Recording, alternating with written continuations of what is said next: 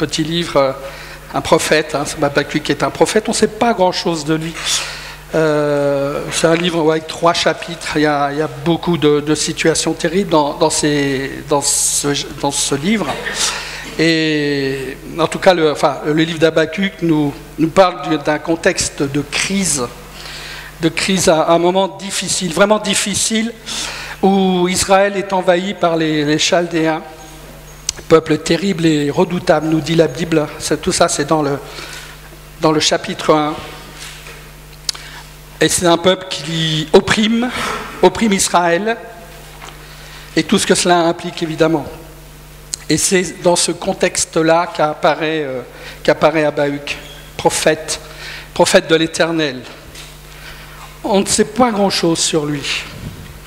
C'est vrai que la Bible ne nous parle pas spécialement de qui il est. Mais en tout cas, nous voyons dans les Écritures et dans ce contexte-là que ce prophète est un homme qui prend à cœur le malheur des autres et qui en souffre. C'est un prophète qui dénonce le mal et qui crie à Dieu pour l'oppression qu'Israël subit qu'Israël subit. Et le verset 1 et 2 du livre d'Habakkuk au chapitre 1 nous dit « Jusqu'à quand ?» Et ça c'est Habakkuk qui parle. « Jusqu'à quand, Éternel, appellerai-je au secours sans que tu écoutes? Te crierai-je violence sans que tu sauves? Pourquoi me fais-tu voir le mal et regardes-tu l'oppression? Pillage et violence sont devant moi. » Voilà le décor tel qu'il est. Et cet homme, malgré la souffrance, le doute et l'anxiété qui s'emparent des Israélites, qui s'interrogent évidemment sur leur avenir et ses rapports avec Dieu, que le prophète Habakkuk est l'homme que Dieu va utiliser pour apporter la réponse de Dieu à son peuple. Parce que le prophète Habakkuk, malgré le contexte de terrible souffrance dans lequel il se trouve, est un homme de foi, est un homme qui sait qu'à un moment donné, Dieu va répondre. Dieu va répondre, il peut en être autrement. Et il est tellement convaincu que Dieu va répondre qu'il va insister auprès de Dieu pour cela. Et ce qui devait arriver arriva. La réponse de Dieu se fera jour. Et on voit tout ça dans le chapitre 2 du livre d'Habakkuk. Le livre d'Habakkuk, c'est 3 chapitres. 3 petits chapitres. Mais quel chapitre? Le chapitre 1 où le prophète appelle Dieu au secours. Le chapitre 2 où Dieu répond à son prophète qui par ailleurs va rentrer dans des moments de réjouissance extraordinaires. Et le chapitre 3 où Dieu intervient et met à exécution tout ce qu'il a dit et révélé dans le chapitre 2. Parce que ce que Dieu a dit, il le fait. Le livre d'Habakkuk nous enseigne que c'est dans la fidélité à Dieu et dans la confiance de son intervention, même si elle tarde, que l'homme peut vivre en première ligne les interventions de Dieu. Ce qui a pour finalité l'enracinement et le développement de la foi. Voir Dieu intervenir dans nos vies et dans nos situations, voilà ce qui nous procure un grand gain dans le développement de notre piété.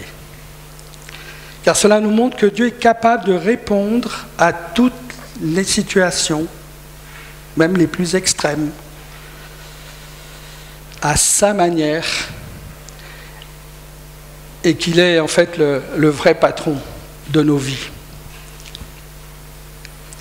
Et si aujourd'hui on veut être, j'entendais ce matin une prière pour le réveil, on en a parlé ce matin aussi avec Pascal au petit déjeuner. Oui, notre pays a besoin d'un réveil, c'est vrai. Et merci Christiane que tu sois aussi travaillée dans ton cœur pour ces choses d'importance.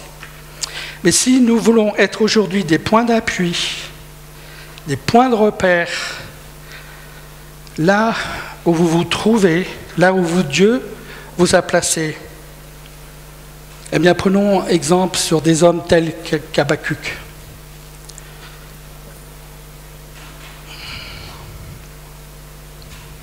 Habacuc, c'est un violent. C'est un violent spirituel. Et la Bible nous dit que ce sont les violents qui s'emparent du royaume de Dieu. Ça, c'est dans Matthieu, chapitre 11, verset 12.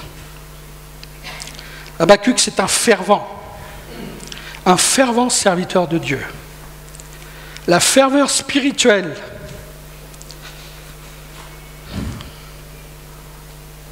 j'ai perdu ma ligne, c'est pas grave. La ferveur spirituelle étant l'enthousiasme et l'amour qui vient du fond du cœur pour Dieu. C'est ça la ferveur spirituelle. L'enthousiasme et l'amour qui vient du fond du cœur pour Dieu.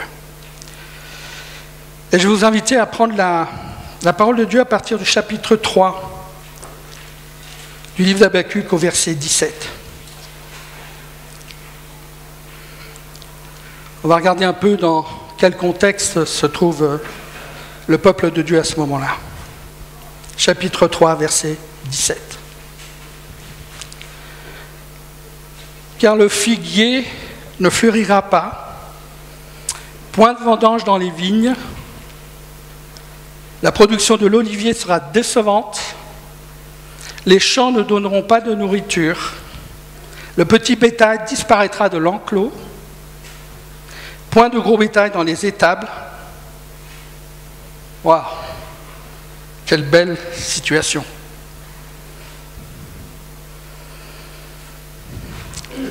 Des situations comme on a tous envie de vivre, n'est-ce pas? Hein? Celle où tout va mal, où on manque de tout. Celle où plus rien ne va. Je ne pense pas que les uns et les autres aient envie de connaître une telle situation. Et la question qu'on peut se poser, c'est quelle serait notre réaction? Quelle serait notre réaction si un jour nous devions manquer de tout? Écoutez la réponse d'Habacuc au verset 18. Ça, c'est la réponse d'Habacuc. Mais moi, j'exulterai en l'Éternel, je veux trouver l'allégresse dans le Dieu de mon salut. Vous savez, c'est souvent dans les extrêmes qu'on voit la profondeur du cœur. Sacré exemple pour nous tous que ce livre d'Habacuc. Pour Habacuc, il y a une seule chose qui prime nettement au-dessus des autres. Malgré le manque de tout, malgré la malédiction qui s'est abattue sur le pays, une chose compte pour lui, c'est la présence et l'intimité de Dieu dans sa vie. Dieu à la première place. Voilà dans quelle dimension spirituelle se trouve Habacuc, le violent, ou le fervent, comme vous voulez. Le mot fervent est peut-être un petit peu plus doux, mais l'un ou l'autre de ces adjectifs démontre une véritable volonté, en tout cas, de mettre Dieu à la première place. Je veux trouver l'allégresse dans le Dieu de mon salut. Je veux. Le verbe, enfin le fait de dire je veux, moi je me suis souvent posé la question si le fait de vouloir le fait de vouloir, d'exiger, était recevable de la part de Dieu. Seigneur, j'exige, je veux que tu me donnes une belle situation. Ah, Seigneur, je veux que tu me donnes ceci ou cela. Je veux habiter dans tel endroit, dans ces belles maisons. Je veux une belle maison. Je veux tout. Voilà. Je veux un mari qui soit comme ça. Il y a des personnes qui veulent, ils sont tellement difficiles dans leur choix que Dieu ne demande qu'à répondre, mais et notamment dans le choix d'un époux, ce qui est important. Et c'est bien, je ne dis pas que ce n'est pas bien de dire à Dieu ce que l'on veut, mais il faut aussi accepter de prendre sa réponse et d'accepter ce qu'il nous donne. Je connais des sœurs qui étaient tellement difficiles dans le choix de leur époux que malgré que Dieu a envoyé des hommes auprès d'elles pour se marier, et ils n'en ont pas voulu, et aujourd'hui elles sont encore célibataires. Je ne sais pas si elles crient toujours à Dieu en disant « je veux », mais la réalité elle est là. Le fait que, oui, Dieu ne répondra pas toujours à nos exigences. Et s'il ne répond pas à nos exigences, c'est parce qu'il se plaît, se plaît-il à nous voir frustrés? Est-ce que nous avons un Dieu cruel qui se plaît à ne pas répondre à nos exigences? Moi, je ne crois pas. Je ne crois pas parce que Dieu sait exactement ce dont nous avons besoin. Et je vous assure que personnellement, en tout cas, moi, je peux témoigner de cela. Dieu n'a pas toujours répondu à ce que je souhaitais, à ce que je voulais. Mais il a toujours, et ça je peux le proclamer haut et fort, il a toujours répondu à nos besoins et aux besoins de ma famille.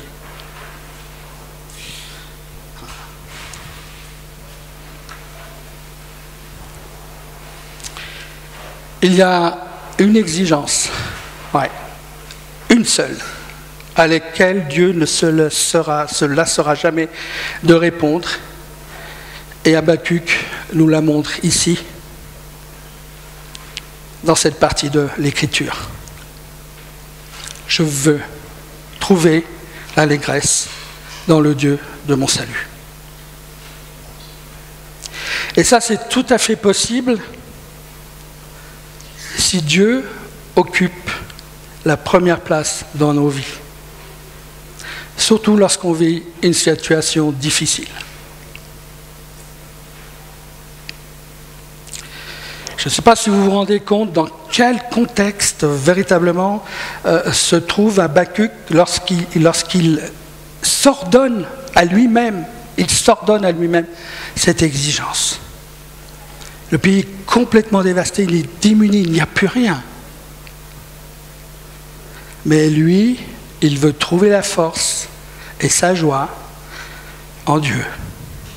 Et ça demande une détermination, une volonté, une fermeté et une confiance quasi aveugle en Dieu.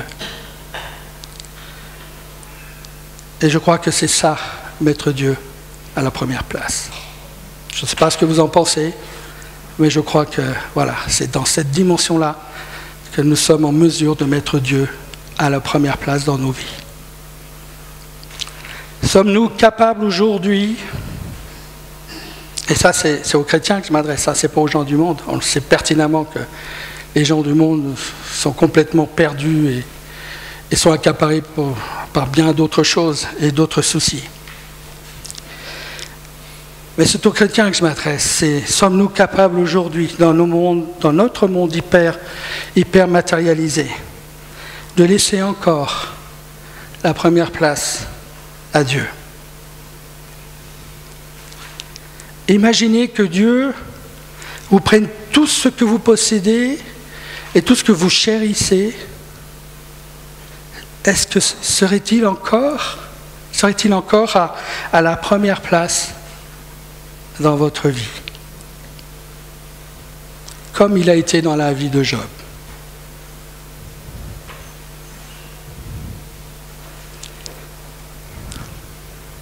Ce que Dieu nous demande, toujours et encore aujourd'hui, c'est de développer notre foi et notre confiance en lui. Marcher et vivre avec Dieu demandera toujours un effort dans ce sens-là. C'est ce que la Bible appelle le bon combat de la foi. Dans 1 Timothée chapitre 6, verset 12. Combat le bon combat de la foi, saisis la vie éternelle à laquelle tu as été appelé. Et il y a du bon à combattre le bon combat. Cela a pour avantage que les efforts fournis ne sont pas en vain et ça nous montre aussi que nous sommes dans la bonne direction. Hébreux 11, 6 nous dit aussi que « Or, sans la foi, il est impossible de lui plaire. Celui qui s'approche de Dieu doit croire qu'il existe et qu'il récompense ceux qui le cherchent. » Et on va parler aussi des récompenses. Le début du verset 19 nous dit que « Mon Seigneur est ma force. Mon Seigneur est ma force. » Et les versets 18 et 19 donc, du chapitre 3 du livre d'Habakkuk nous démontrent directement que Dieu pourvoit aux besoins des siens et les équipes d'une manière spécifique et adaptée à chacun. Et s'il y a une similitude avec un des versets du Nouveau Testament, qui était ce que les hommes de l'Ancien Testament ont pu expérimenter, faire et dire, pour ce qui concerne ces versets du livre d'Habakkuk, je vous enverrai sans hésitation aucune au verset du livre de Matthieu, chapitre 6, verset 33, qui nous dit « Cherchez premièrement le royaume, son royaume et sa justice, et tout cela vous sera donné par-dessus. » Matthieu 6, 33. On parle de récompense. La récompense suprême, vous ne l'ignorez pas, vous le savez, c'est étant le salut, la vie éternelle auprès de Dieu. Mais c'est une récompense qui aura lieu une fois passé de l'autre côté, une fois notre vie terminée. Et c'est vrai que la pensée, la Bible le précise, mais la pensée de l'éternité nous dépasse. C'est quelque chose qui nous dépasse. Et souvent, nous pensons que le vrai bonheur est pour plus tard. Nous pensons que cette vie de félicité sera après notre mort. La vie éternelle auprès de Dieu, après qu'on aura quitté cette terre.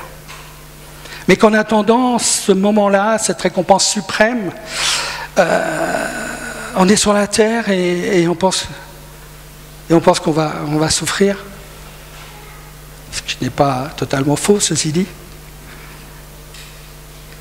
Mais je crois fermement que le bonheur avec Dieu, à l'instar d'Habakkuk, il est aussi pour maintenant. Pour maintenant. Il est également pour l'éternité, c'est vrai, mais il est aussi pour le présent. Et pour être tout à fait exact, je crois qu'il se trouve uniquement en Dieu.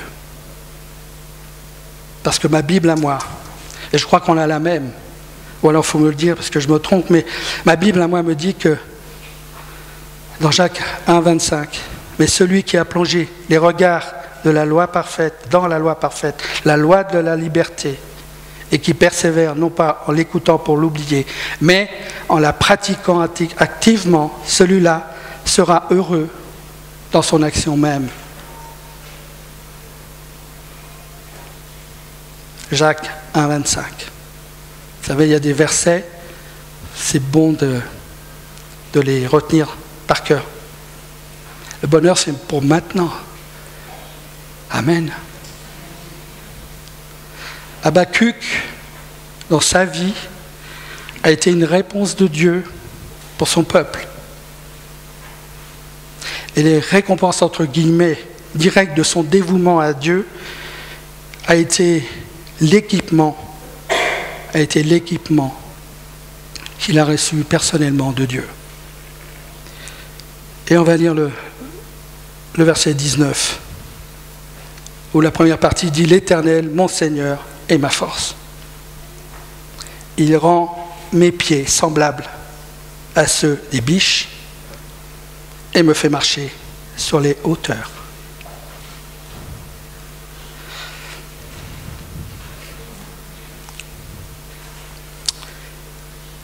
C'est une belle image.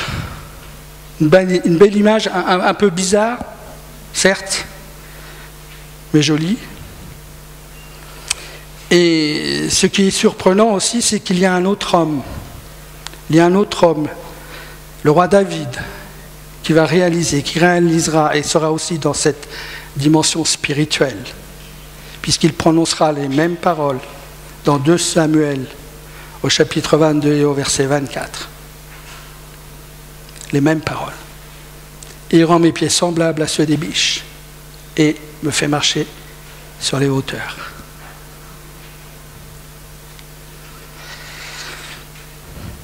Les biches vivent en profondeur des forêts. Et pour se nourrir, elles se déplacent dans les clairières et dans les prairies avoisinantes. Et pour couronner le tout, leurs pieds, leurs sabots,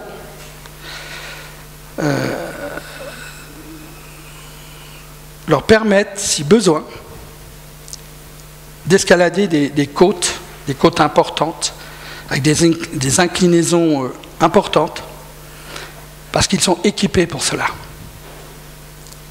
Ce qui est d'ailleurs aussi vrai pour l'autre sens, c'est-à-dire descendre.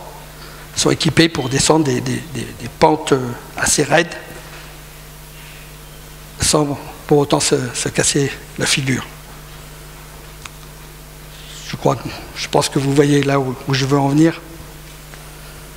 Ce n'est pas un hasard l'image des pieds de biche.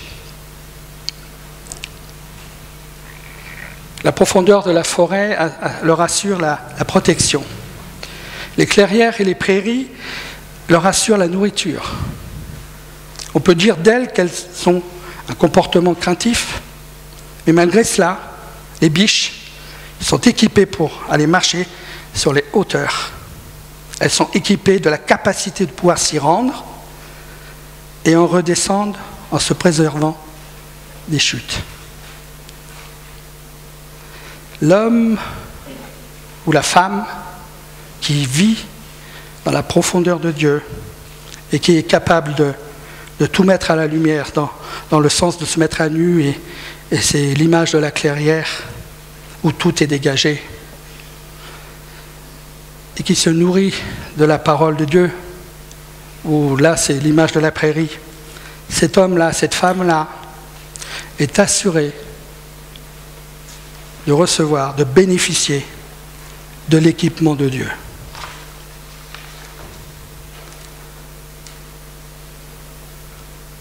D'être assuré de recevoir l'équipement de Dieu, notamment pour gravir des chemins ou des situations qu'il ou elle serait incapable de prendre ou de vivre sans la présence et la grâce de Dieu. Et c'est une belle récompense que celle de Dieu qui nous équipe pour nous emmener là où il veut. L'équipement de Dieu est spécifique à chacun, à chacune, pour que Dieu nous emmène là où il veut et il nous équipe pour ça. Ça a été le cas d'Habakkuk, ça a été le cas de David. 2 hommes, 2 fonctions différentes, l'un roi, l'autre prophète, mais un équipement spécifique, adapté pour chacun, venant de Dieu. Et ces deux hommes-là ont été des réponses de Dieu dans des situations extrêmes auprès de leurs contemporains. Car l'un et l'autre avaient le même point commun, celui de mettre Dieu à la première place.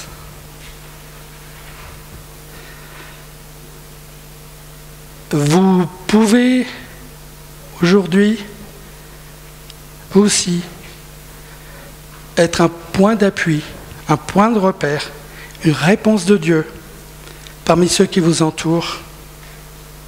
Parce qu'aujourd'hui encore, tout comme au temps d'Habacuc, l'anxiété, la peur, la crainte de l'avenir, les angoisses des uns et des autres, tout est aussi présent encore aujourd'hui dans notre monde. Tout d'ailleurs comme l'oppression et la persécution. Ce qui fait d'autant plus de plein de raisons de mettre toujours et encore Dieu à la première place. C'est notre défi. C'est notre engagement. On parle de réveil, on a envie de réveil. Mais si vous ne mettez pas Dieu à la première place, il n'y aura pas de réveil. Parce que le réveil passe aussi par nous. Il passe par ses enfants. Et si vous voulez être des points d'appui, des points de repère, des réponses de Dieu pour ceux qui nous entourent, il n'y a pas 36 solutions, c'est mettre Dieu à la première place.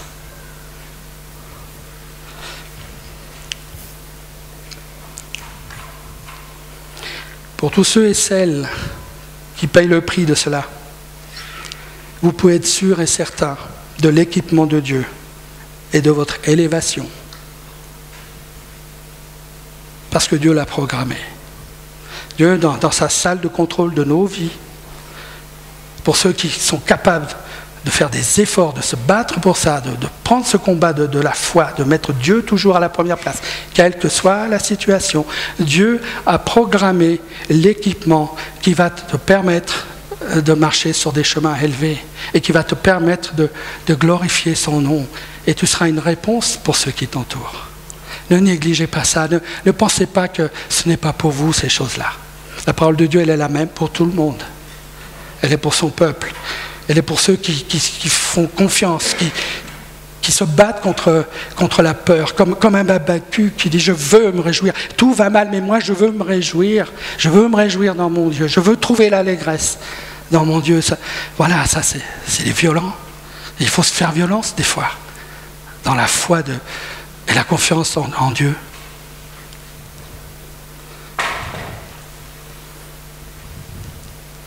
Dieu a programmé l'élévation de tous ceux qui sont capables de mettre Dieu à la première place. C'est un fondement biblique et c'est une certitude spirituelle. Et prendre de la hauteur spirituelle est une bénédiction et une grande récompense qui vous apporte la lumière de la vie, comme c'est écrit dans Jean 8, 12, et qui du coup font disparaître non seulement toutes les questions existentielles que nous nous posons, mais nous équipent également pour être un élément de réponse pour les autres. Comme il est écrit dans Romains 8, 19, qui nous dit aussi la création attend-elle avec un ardent désir la révélation des fils de Dieu.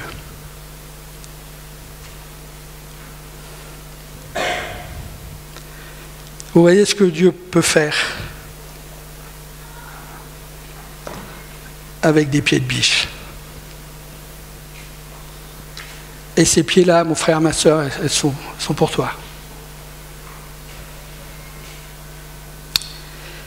Je peux que vous encourager à vraiment méditer, à mettre Dieu ou à remettre Dieu à la première place de vos vies.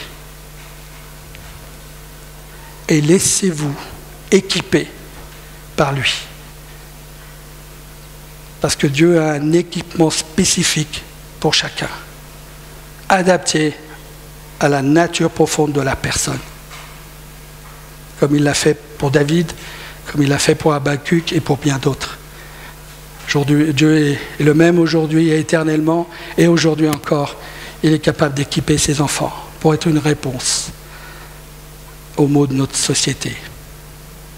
En tout cas, c'est dans sa volonté. Et c'est bien de vouloir le réveil. Mais ça sera d'autant plus possible que si nous mettons Dieu à la première place. Amen. Je vais m'arrêter là.